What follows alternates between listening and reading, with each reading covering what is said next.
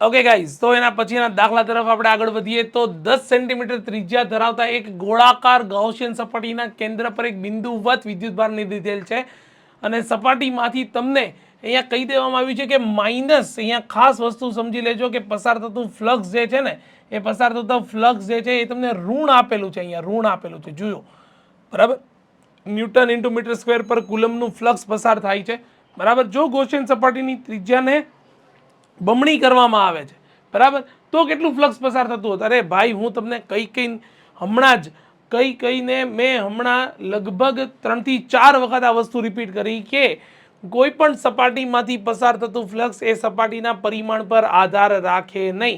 તો તમારો જે સૌથી પહેલો ક્વેશ્ચન છે ને કે ગૌસિયન સપાટીની ત્રિજ્યા જે છે બમણી કરવામાં આવે એટલે કે ત્રિજ્યા 10 સેન્ટીમીટરને બદલે તમે 20 સેન્ટીમીટર કરી દો છો તો પસાર થતા ફ્લક્સમાં કોઈ ફેરફાર થશે નહીં.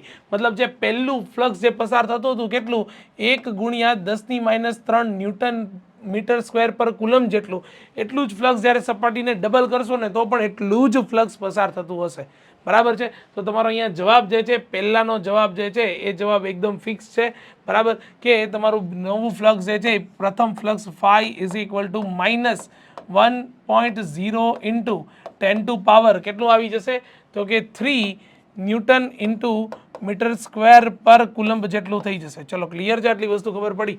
આટલી વસ્તુ સમજાણી? હા કે ના બોલી જા ચાલ ફટાફટ. આટલી વસ્તુ ખબર પડી કે નહીં? બરાબર.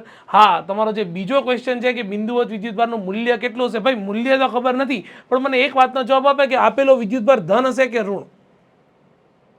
આપેલો વિદ્યુતભાર જે છે, અંદર મૂકેલો વિદ્યુતભાર જે છે એ ધન હશે કે ઋણ? સર એ કેમ ખબર પડે હવે એ તો કે ધન હોય કે ઋણ? અરે ભાઈ ખબર પડે જ ને.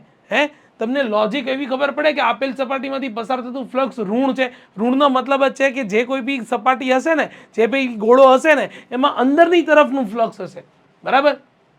સપાટીમાંથી પસાર થતું ફ્લક્સ જે છે એ ઋણ છે, એનો સીધો મતલબ છે કે બિંદુવત વિદ્યુતભાર કેવો હશે, એ બી ઋણ હશે.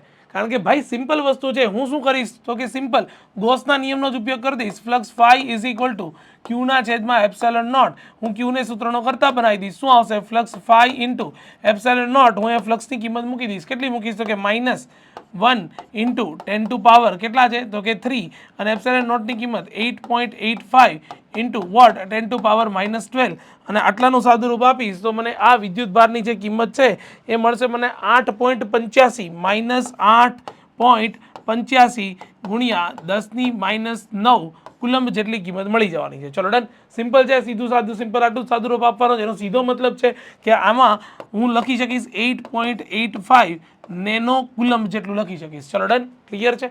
આટલી વસ્તુ ખબર પડી? આટલી વસ્તુ સમજાણી બરાબર? જો આટલી વસ્તુ સમજાણી હોય તો બસ હવે આમાં ક્યાં કાંઈ અઘરું છે. અને આમ બી જુઓ પસાર થતો એટલે વિદ્યુતભાર જે છે એ કેવો આવ્યો, ઋણ તો આવ્યો. ચલો ક્લિયર, ખબર પડી ગઈ? તો એકદમ ઇઝી દાખલો છે. મેં તમને કીધું એ રીતે કે અમુક બેઝિક કોન્સેપ્ટ જે છે યાદ રાખવાના હોય, હેશટેગ મારીને લખી દેવાના હોય.